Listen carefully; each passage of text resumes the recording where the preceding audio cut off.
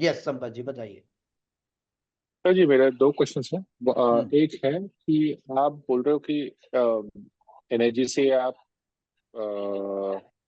Remedies कर सकते हो, तो फिजिकली स्ट्रक्चर को चेंज करना उसकी जरूरत ही नहीं है। एनर्जी आप ठीक करो तो बस हो जाएगा, लाइक वो वास्तु के एनर्जी हिसाब को से। ठीक करना यानी कि एक्चुअल इंस्टॉलेशन ही होता है, और उस एनर्जीज के फॉर्म्स को हम चेंज करते हैं बेसिकली। तो कोई भी तो इसका स्ट्रक्चरल फॉर्म मतलब नहीं है। आता है, जैसे 16 जोन में हम बिना तोड़फोड़ के, हाँ वहां पे ड्रिलिंग वगैरह करना पड़ता है, यहाँ पे इवन विदाउट ड्रिलिंग हम करेक्शन कर सकते हैं, वो एक मेजर फर्क है। और दूसरा मेजर फर्क ये है कि हम करेक्शन प्रॉपर्टी में करते हैं, लेकिन लेकर एंटेना से कंटिन्यूसली बॉडी को चेक करते हैं। ये भी हम आज तक कोई भी एज अ वास्तु कंसल्टेंट नहीं करते हैं। जब भी हम वास्तु के करेक्शंस करते हैं क्या, कि करेक्शन प्रॉपर्टी पे करना और चेकिंग प्रॉपर्टी के साथ बॉडी पे करते जाना। किया है किसी एज अ वास्तु कंसल्टेंट ने ऐसा काम, कि करेक्शन अप्लाई जगह पे करते हैं और चेकिंग बॉडी पे भी करते हैं और प्रॉपर्टी पे भी करते हैं, ऐसा कोई एज अ वास्तु कंसल्टेंट कर किया है कभी नहीं? और तो दूसरा, उसका बेनिफिट क्या है सर? उसका हाँ बेनिफिट बताता क्या हूँ है? बताता हूँ। और दूसरा, बिफोर एंड आफ्टर, यानी बिफोर करेक्शन हमने एनर्जी चेक की, नोट डाउन कर लिया और करेक्शन कर लिया, उसके बाद आफ्टर की एनर्जी को चेक करना उस प्रीमाइसेस के। क्योंकि अब मैं कल आपको है ना वीडियोस बताऊंगा मेरे जो केस स्टडीज के का किए हैं, तो आपको और पता चलेगा किससे क्या होता है। लेकिन टू आंसर यू, बेनिफिट ये होता है, यानी बॉडी की बात कर रहे हैं कि आप वास्तु की बात कर रहे हैं? दोनों की, ठीक है ना? व्हाट इज द दोनों की रिलेशन ठीक दोनों है। का? तो हाँ। अगर 7 चक्रस अलाइंड होंगे तो क्या होगा, आप मुझे आइडिया दीजिए पहले, फिर उसमें मैं क्लैरिफिकेशन लाता हूं। If your body's 7 chakras and 72,000 nadis remain aligned, so what are the possibilities that can happen in your body?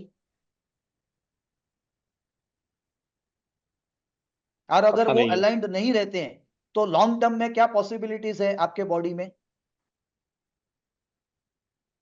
बीमारी बढ़ सकती है। अलाइन नहीं तो कहते बीमारी बढ़ हैं, सकती संजय जी कहते हैं बीमारी बढ़ने के या होने के चांसेस बढ़ सकते हैं, डिस्कम्फर्ट या डिस ईज हो सकती है बॉडी में। ठीक है ना, वो होती है, वो मैं आपको और क्लेरिफाई कल करूंगा। ठीक है ना। तो अलाइनमेंट होने से फिर क्या होता है, तो इसका मतलब, क्योंकि हम मंदिर में जाते ही उस काम के लिए थे, आपको मालूम है, वहां पे मंदिर में जाने का जो तात्पर्य था एक्चुअल ओरिजिनल, वो उस स्ट्रक्चर के इस फॉर्म से लेके था कि वहां पे जाने पे हमारे बॉडी के 7 चक्रास अलाइंड होते हैं। पर because over a period of time there will be question raise कि why I am going there, इसके लिए over a period of time धीरे धीरे मूर्ति का आना, फिर है ना दिया करना, आरती करना, ये सारी प्रक्रियाएं करना, वहां पे मेडिटेशन करना, जप तप करना, मंत्र जाप करना या पूजा करना वगैरह वगैरह, धीरे धीरे चीजें ऐड होती गई। वो सारी इसलिए ऐड होती गई so that you spend more time in that premise which will help align your 7 chakras, and the more your 7 chakras remain aligned, automatically your body's discomfort and disease will start to vanish or will start to heal, because body can only heal itself when it is more aligned in the form of 7 chakras, because its 72,000 nadis get aligned. That is why body's healing system, healing mechanisms work. तो ये सिलसिला पहले के जमाने में हमारे घरों में इजीली होता था, जब इलेक्ट्रिसिटी और ये सारे अलग अलग तरह के नेगेटिव इलेक्ट्रोमैग्नेटिक रेडिएशंस नहीं होते थे। लेकिन वही आज के तारीख में आने के कारण ही हमारी लाइफ का जो पूरा पीरियड है वो आधा हो चुका है, पता है आपको? नॉर्मली 120 साल, लेकिन आज के तारीख में 60 से 80 साल का हो चुका है। उसका one of the big reasons है ना, बिकॉज या 7 chakras and 72,000 nadis don't remain align. That is why 24/7 हम लोग, हमारी बॉडी हील्ड फॉर्म में नहीं रहती है, वो कंटिन्यूसली है ना डिजीज या डिस्कंफर्ट जोन में रहती है। और वो जब वो ज्यादा से ज्यादा मिस अलाइन रहती है उसके 7 chakras और 72,000 नाडीज, उसी के कारण है ना धीरे धीरे बॉडी में प्रॉब्लम्स या इश्यूज शुरू होते हैं, और फिर लॉन्ग टर्म डिजीज कंटिन्यूसली रहती है। क्या आपने कभी 100 साल पहले सुना था कि इंडिया एक कैपिटल था डायबिटीज का?